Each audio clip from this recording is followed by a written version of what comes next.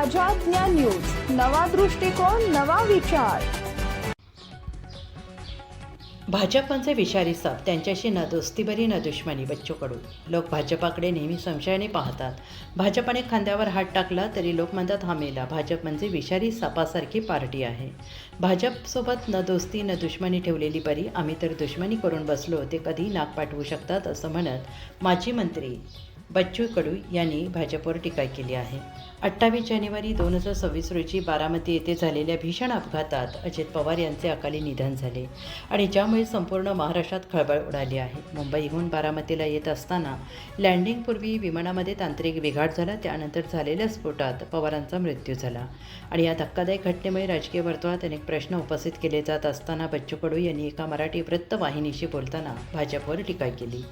कडू यांनी म्हटलेलं आहे की पूर्वी सिव्हिल सर्जनला असलेले औषधी खरेदीचे अधिकार आता मंत्रालयाने स्वतःकडे घेतल्याने भ्रष्टाचाराला वाव मिळत असून कमिशनसाठी औषधे महाग केली जात असल्याचा आरोप त्यांनी केला आहे.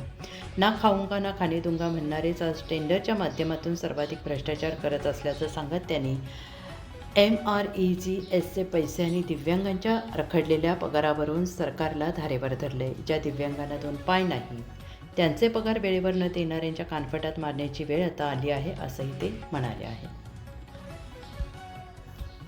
लाईक करा, शेअर करा, सबस्क्राईब करा आणि बेल आयकॉन प्रेस करा.